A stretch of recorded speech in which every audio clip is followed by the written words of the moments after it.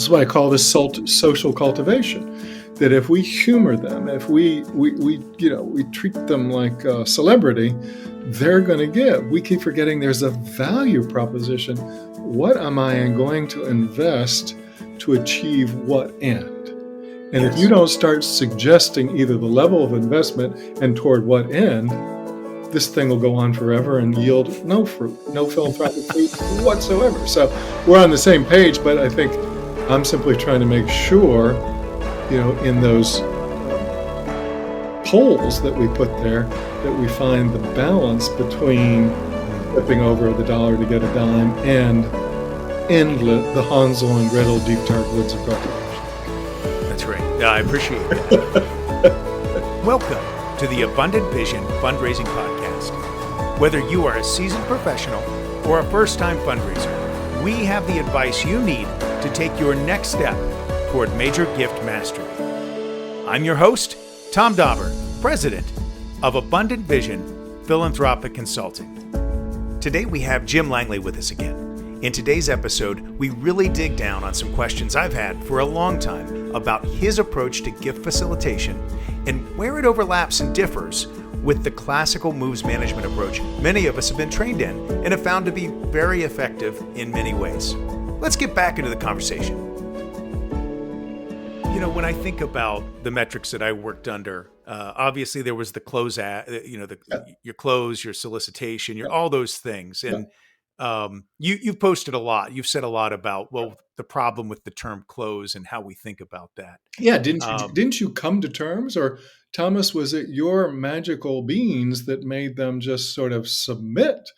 You were such a brilliant closer. You came in and said, "We got to do this, folks." I said, "Yes, sir, Tom." Didn't you really come to terms? You didn't close. Two parties came to terms. That's right. You see where I'm going? Now, I realize these become industry phrases. Mm-hmm. We all use them. All I'm saying is now, as things are more perilous, as we see this trust eroding and support eroding, wouldn't it be wise for all of us to adhere to the principles, but come up with a language that is more suggests this is a regenerative process, this thing called fundraising, not a purely extractive one. And so would you still, as a leader, would you still look at things like yield rates on asks and close rates in terms of, to evaluate the quality of a fundraiser's work? Yes, but in context, right? In context, yes. Right. So yes, you need metrics. I agree with it. You cannot improve anything if you don't measure it. You can't learn if you don't. You have to. But the problem is I have a system called vital signs assessment. So what I'll go in is just look at the last 5 years by source, but then I will look at the rates of attrition. I'll look at how many donors have given 1 to 5 years, how many 5 to 10, et cetera, all the way out. And what I'll go in is say, all right, something's happening where you're losing volume. You have reported dollars up and donors down for 20 straight years. I think you may need to not just look at the metrics you mentioned, but you better start looking at retention, right? So that make sure that whatever you're doing in 1 year is not at the cost of what could be done in 5, 10, or 15 years. If you're retaining donors and you have a large quotient who have given 20 years or more or 30 years or more, I say, God bless you, you're doing something well, and keep, I'll get out and keep doing what you're doing. But Thomas, you realize how rare that is? I'm sure. That's the thing, as you see. So now these places that have posted dollars up and been content with that are facing a rude awakening that what worked for the last 10 or 15 years is not going to work, because here's what we see. We raised more money than last year, very often thanks to one gift or 3 gifts. We've become dependent on fewer people when we look at the average age. So we see, for instance, a campaign, this is no overstatement, a campaign that raised hundreds of millions of dollars where 95% of the support came from 20 families. Yeah. And the average age of the person heading that family is over 70. Is that good business? Doesn't seem like it. No. So how do we, keep all the good things from the sharpest fundraising practice, but then say, let's now make sure that we don't so obsess about next year's results that we kill the seed in the soil. So what is that breakpoint? I have no perfect answers, but I do think that we have to be simply better listeners. And we have to think in terms of fundraising metrics, at least in 2-year terms.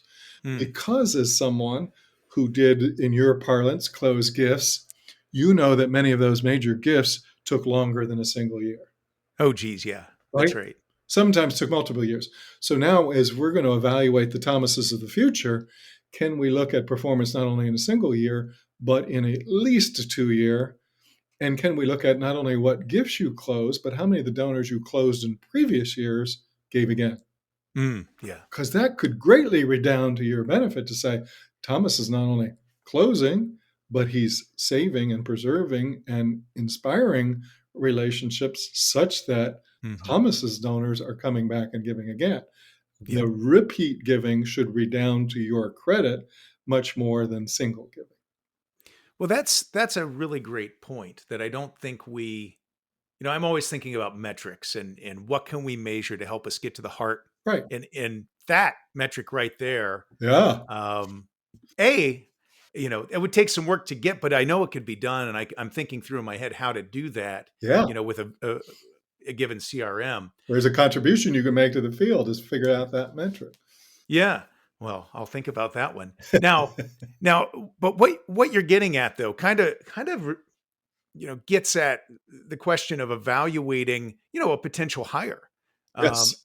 As you're talking to your clients, and you're advising them about evaluating candidates. Yes. There's many fundraising professionals who are great at talking and being relational, but very bad at progressing the dialogue to a point of decision. That's right. And I chose my words carefully to make sure I didn't say close there. But how do you counsel your clients in this? What types of questions can help them suss out someone who's not qualified to do this work? Yes. So you've posed, I think, 2 extremes, but you focused on one is the relationship builder who never closes. And I'm going to remind you of the closer who never builds a relationship, right? Yes, so we're going to try to get that happy medium. And there you go. There is a good line of questioning right there is, talk to us about success, not just annual success in fundraising, but sustained success and striking the balance between building the relationship and ultimately bringing a process to conclusion, right? Those two have to be there. So I am with you in the sense that I have attacked the concept of cultivation. I go in and I look at organizations. I go, well, where are your donors? And it's invariably, Thomas, something like this. We've got 10 or 15% who we are going to put through a discovery process or qualification process. They're new and we're getting to know them. There's 10 or 15% that we hope to close or, reach commitment or come to terms with. And I go, where are the rest of them? In cultivation. And so I've come to label this the Hansel-and-Gretel deep dark woods of cultivation, into which many a prospect has been led and never a donor has escaped, right? They're in an oven somewhere, right? We're fattening up till they're ready to eat. There's something terribly wrong. Tom Dauber here for Abundant Vision Academy. Are you a nonprofit leader who's new to fundraising? Are you feeling crushed by your fundraising goals and not sure how to find success? My online class, crafted from my 25 years of experience and more than 5,000 donor meetings, Abundant Vision Academy will give you the confidence and understanding you need to start building relationships with donors and having gift discussions in just 110 minutes. You'll get 14 videos covering all the topics you need to find success in fundraising. You can take it at your own pace and can watch as many times as you'd like. This is one of the best deals in fundraising continuing education you can get today. To make sure you get off to a strong start in 2024, I'm offering a 50% discount to anyone signing up for my course this spring. That's a $375 value. Enter the coupon code SPRING2024 at checkout to claim your 50% discount. That's SPRING 2024. Head on over to thomas-dauber-s-school.teachable.com and click on Abundant Vision Academy to get your discount today. The link is in the podcast description. So I have found donors in cultivation for years. When I was a vice president, I'd come into a place and I'd look at these people and go, how is this happening? And I'd go sit down with them and say, you've been cultivated by multiple parties. Where is your heart? Where can we focus? Because we'd really love to have this culminate in something that both of us would be proud of. And we'd find that either they weren't prospects or they weren't as good a prospects as people thought because nobody called the question, right? So what I want to do is turn this open-ended social cultivation into something more practical, which is about an alignment of purpose. So I will argue the way you get rid of cultivation is to test an idea on somebody very early in the cycle. Not a proposal, a concept. Would you be interested in this area? And then you put a concept paper, or you then put your next interaction is to, if they say yes, theoretically, well, let's meet a champion. Let's look at a pending initiative.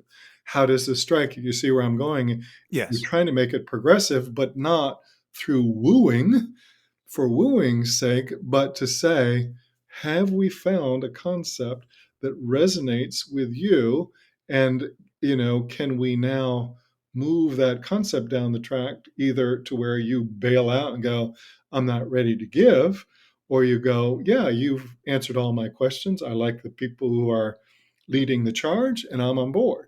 So you call the theoretical question early and you have a set of measured steps that move jointly.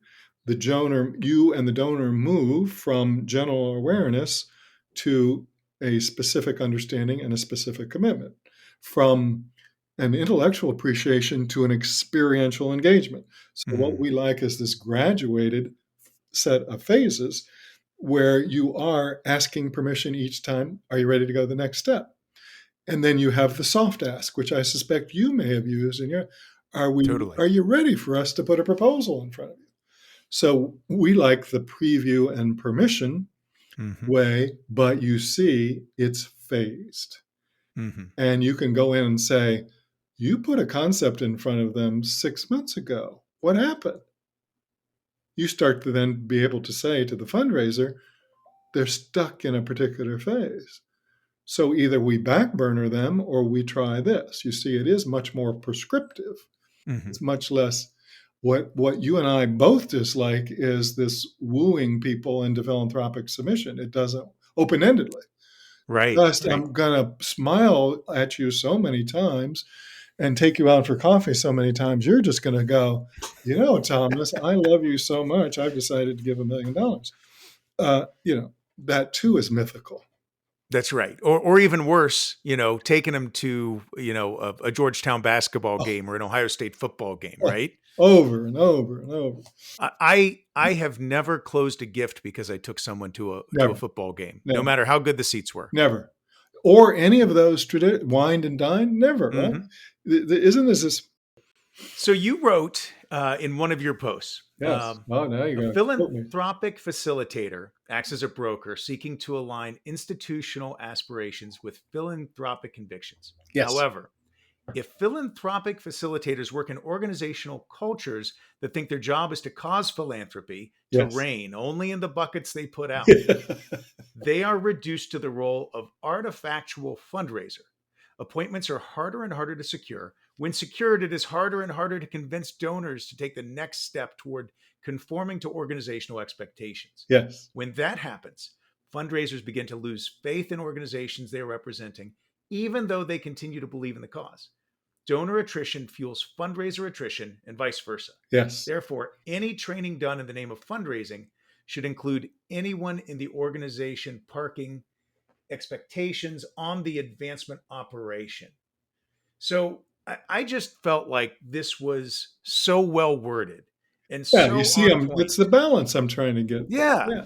right. Um, it, I know the nonprofit world well enough to know that many fundraisers are working in exactly Yes, that type of environment. exactly. And but at the same time, many of us don't have the luxury of being able to be picky about where we're working. Yes. What advice would you give to individuals that might help them begin to change the philanthropic culture of Mm. the organization?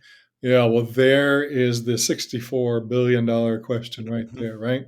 Because you can imagine the thousands of people I hear from as a result of my post, right?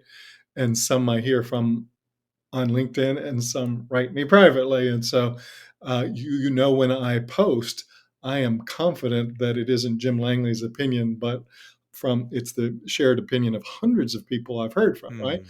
Mhm. So, and also take you back to your fundraising career, even at a great institution, when you were working with strategic pillars from what was called a strategic plan that wasn't particularly strategic, you, Thomas, were improvising within that plan. That's right. You were listening and going close enough to our strategic pillar. You were doing that matchmaking. You wouldn't have Mhm. been as successful. So there is this little bit of innovation of taking the strategic pillars more as a suggestion and Mhm. then trying to find the closest approximation to the donor and start there. But to your question, I do think that all of us, with me, what we have to unlearn is we can't please all the people all the time and still have a satisfying career. So there comes a time where we have to, let's say when looking for a job, to say, here's my school of thought. Here's what I will bring to you. And here's what I want to warn you against. I do want to be your champion. I do want to be an effective fundraiser, but my career has taught me, these are institutional attributes that will get in the way of fundraising. Will you work with me on those, right?